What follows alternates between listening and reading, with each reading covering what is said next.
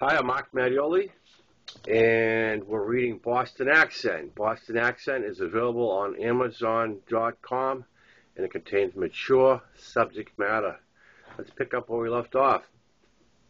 When I arrived back home from Seattle, I found a letter waiting for me from my mother. She asked if I would be interested in spending my birthday in Boston, and if so, she would buy me round-trip airfare as my present. I had to check at work first for the time off, and when management told me, go for it, I had Mom lock in the flight. It would be a short visit of 5 actual full days, plus 2 travel days, but it was better than no days at all. The day before I left, I got together with my roomies and a few friends, including Seth, Frank, and Joel, to celebrate my birthday, which would actually take place while I was in Boston. Joe and Dirk were leaving the next day, also as Budfest was playing 4 nights somewhere outside of Tahoe. The house would be empty, and Joe asked Seth, who was still living across the street, to watch the house, and Seth said no problem. The next evening I was in Boston, where I was met at the airport by Jake and Brett, who took me out for a few beers before dropping me at my parents' in Pineyville. The next day was my birthday, and I spent it with my family, having my birthday dinner of choice, pizza, followed by ice cream cake. After dinner, Jake and Brett showed up at the house and asked me to come out with them. I told my mom not to wait up, and she told me, take it easy.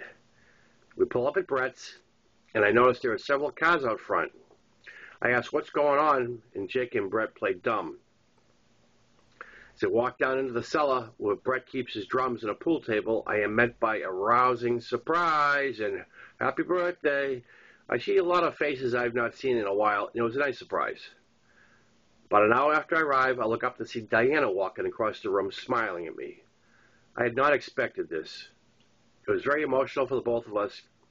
We embraced, while everyone else in the room got real quiet and tried not to stare. I asked about Alex, and Diana said she was fine and spending the night with her mother Penny.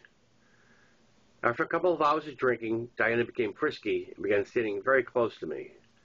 I asked Brett if his parents were home, and he said they'd gone out to dinner. I asked Diana to take a walk with me, and we headed upstairs. Brett saw us and yelled, "Stay out of the bedrooms." We ended up in his dad's office, which consisted of a large desk up against the wall, with an overstuffed chair in one corner and a love seat kitty corner in another. The love seat had folders laid out on it and balanced on the arms, and I gathered them up and threw them on the desk. I shut the door, turned the lights out, and led Diana to the love seat, where she straddled me as we began a heavy make-out session. In the middle of this hot and heavy session, the door flies open, the light comes on, and Brett's dad is standing in the doorway glaring at us. He sees I've moved his papers and through clenched teeth says, "Get out." We stand up quickly and move towards the door while I mumble, "Sorry."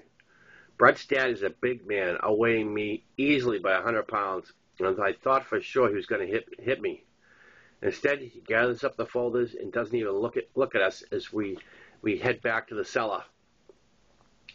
Back in the cell, I tell Brett what happened, and he just shakes his head and says, "Not good." I ask him if I could borrow his car for an hour, and he reluctantly agrees.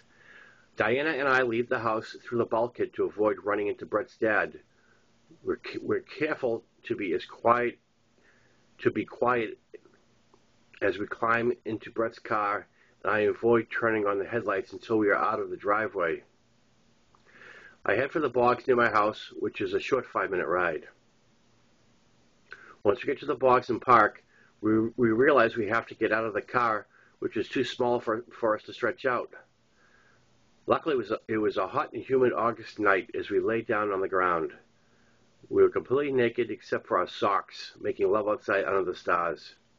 For me, that's the best. And then it started to rain. Just a light rain, but enough to turn where we were lying into mud. We both ignored it. We were so caught up in the moment. Even as we finished, we continued to lay in the rain in each other's arms, neither of us wanting this moment to end. When I got to the point where we felt we were in a puddle, we decided to get dressed and get back in the car. We headed back to Brett's, and as we walked down into the cellar to find the party was still going strong, and every eye was on us. We were soaking wet, and our socks were covered in mud. The room applauded our entrance, and we both bowed and hurried to find a cold beer. We ended up spending the night in the cellar, curled up together on a ratty couch that smelled of stale beer. In the morning, Brett gave us both a ride to Diana's house so I could visit with Alex. After spending time with Diana's family, Diana borrowed her mom's car, and we took Alex to my mom's house so my family could see her for the first time in 8 months. Alex at first seemed very confused as to who these strange people were gathered around her. She quickly got over it, as the smiles and affection of my family won her over. After a nice, long visit, I said goodbye to Diana and Alex out in the driveway, while my mom watched from the living room window. I would not see them again for 5 years.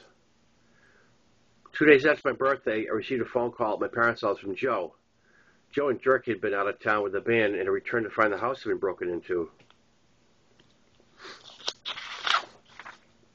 There was no visible damage to any doors or windows, and it appeared that the house had either been left open or the intruder had used a key. The only items stolen were pot plants that Joe and Dirk were growing in a storage room and a large record collection that belonged to their bass player, Rover. Joe told me right off the bat that they knew for a fact that it was Seth, which pissed me off that they would blame him. I was actually mad at Joe for 2 reasons. I let him know as I screamed at him over the phone. I was mad that he was accusing Seth, but mostly I was mad because he just ruined the remainder of my vacation by not waiting till I got home to tell me. This was something that could have waited. Joe went on to tell me that they knew it was Seth because he had a key when he was living with us before Dirk and Sally moved in. He could have easily made a copy. The next thing Joe tells me is that Seth's van wasn't across the street. Joe knocked on the front door and asked Polly if she knew where Seth was, and she said no. Joe then asked if he could check his room, and when they opened the bedroom door, they found the room empty. When I heard that, my gut told me he had done it. I was still mad at Joe, not Seth at this point. I would become mad at Seth when I returned to Tahoe and it all sunk in. Joe was giving me partial blame for bringing Seth into the house in the first place, although he never said it to my face. I knew that was why he'd made the phone call during my vacation. It was Joe's way of saying, we get ripped off, it's partly your fault, have a nice fucking vacation. When I did return from vacation, there was a lot of stress in the house and a lot of uncomfortable silence. I went on to accept that Seth had done it, and I even apologized for his actions. At the same time, I told Joe, never call me on vacation again. Within a few days of my return, the Salt Lake Tahoe police called and told Joe that Seth had been arrested in Colorado. The albums were in the van and would be returned as soon as possible. The Colorado police had let Tahoe police know that there was also pot plants in the van. When Tahoe police asked Joe about the weed, Joe said, it's not mine. Seth had been arrested for something mined in Colorado and would soon be extradited to California. 2 weeks later, Seth was in the Tahoe lockup awaiting trial. When we were notified of his return, I went down to the lockup to speak to him.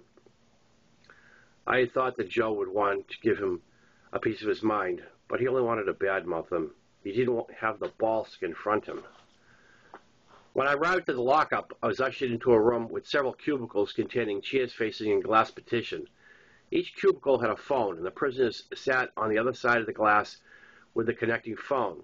Seth came out wearing a prison-issue orange jumpsuit, an expression on his face like a child anticipating a major scolding. The first word out of my mouth was, why? Seth couldn't give me an answer. He said, I don't know. He then started to go in the direction of, I'm sick and I can't help it. But that just made me angrier. I went on to say that he had betrayed me and Joe. We could never trust him again. I hoped to at least get tears out of him, but that's not Seth. He's been in prison before, and he doesn't carry much guilt around. He did say he was sorry a couple of times, but his attitude seemed to be he was sorry he got caught, not sorry that he committed the crime. I ended up walking out in disgust before our time was up. As I turned to look over my shoulder at Seth, for what I felt was the last time, he was still seated with the phone in his hand, giving me this look like, "Where are you going?" He just didn't get it. 1 month later, Seth was found guilty on all charges and received a jail term 7 to 10 years. The fact he'd been in prison before for the same thing was the reason for the stiff sentence. What I found out later is he was under consideration as a habitual criminal and almost received a life sentence. Seth was transferred to San Quentin to await placement to a minimum security facility. While in San Quentin, he was approached by the Aryan Brotherhood, who told him he was with them. Seth declined, saying he was just passing through, was not taking sides. The next day, he woke up in the infirmary with a broken jaw. Seth was eventually sent to a minimum security facility in Southern California, where he was trained to use stitching machines. He began making quilts, vests, and backpacks, and mailing them to me. He asked me to sell them and mail them money, which I did. I had not forgiven him at this point, but I found it hard to refuse him. I must note that this manufacturing deal I helped him with did not happen until the third year of his sentence. After 4 years in prison, Seth was released for good behavior. Where did he go upon his release? I'll give you 3 guesses, and the first 2 don't count. Okay, we're gonna call it quits right there. And I'm gonna take a break, and I'll come back on and read another one. All right. I'm Mattioli, reading Boston Accent. Ciao.